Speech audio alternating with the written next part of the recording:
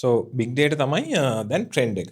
දැන් ගොඩාක් කම්පැනිස් වල ගොඩාක් ඉන්ඩස්ට්‍රි එකේ we are using big data. Actually, big data is the first baby step of AI. Big data නැත්තම් දැන් ඉන්න ඔය AI agents ලා මුකුත් නැහැ. So actually big data is quite important. අපි දැන් ඉන්න ඔය AI models, machine learning මේ හැම දෙයක්ම start උනේ big dataත් එක්ක, right?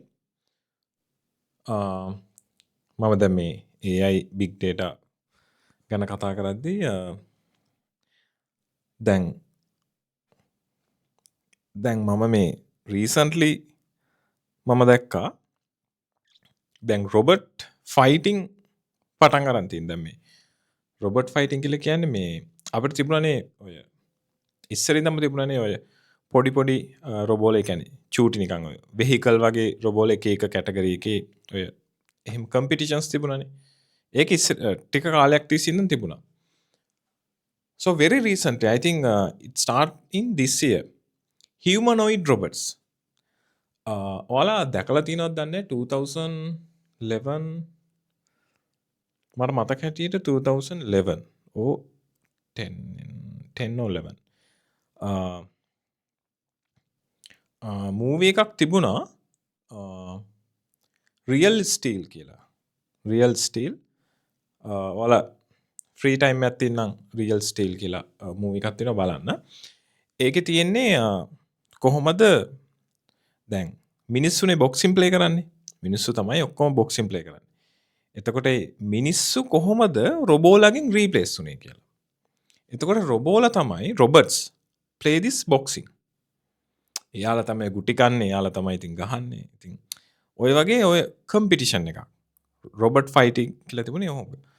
දැන් it has been a reality in 2025. දැන් 2011 වල මේ මූවී එකේ දැක්ක ඒ view එක කියන්නේ future එක ගැන එයාලා දැක්ක ඒ vision එක it's correct. ඒක හරි. මොකද ඒ ටයිම් එක වෙද්දී මිනිස්සු හිතුවේ නැහැ මිනිස්සුන්ට එහෙම කරන්නවත් පුළුවන් කියලා. ඒ කියන්නේ boxing fight එකක් robots ලගෙන් replace කරන්න පුළුවන් වෙයි කියලා. හැබැයි දැන් 2025 වල මම දැක්කා ඔයාලත් බලන්න humanoid robots fighting කියලා පොඩ්ඩක් search කරලා බලන්න YouTube එකේ. සම්පූර්ණයෙන්ම මිනිස්සුන්ව replace කරලා තියෙනවා. robots ලගෙන්. එතකොට අර රියල් ස්ටීල් මූවී එකේ තියෙන එක්ස්පීරියන්ස් එක දැන් ඒ මූවී එක next level. ඒ කියන්නේ ඒක සෑහෙන නිකන් හරි ඉන්ටෙන්සිව් ෆයිටිං තියෙනවා. එතකොට එච්චරම නෙවෙයි but still we are starting. We just started.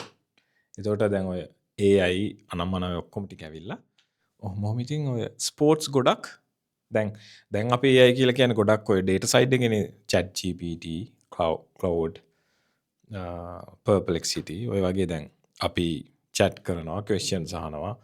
අපි යාලට කියලා එක ඔය digital වැඩ කරගන්නවා එහෙමනේ. දැන් it will come to sports definitely very recently. ඒවා ස්පෝර්ට්ස් වලටත් ඒවි. එතකොට ඔලිම්පික් වලට මම දන්නේ රොබට් ඔලිම්පික් කියලා වෙනම එකක් තියෙයිද දන්නේ but it will happen, right? Okay, so let's go to big data then.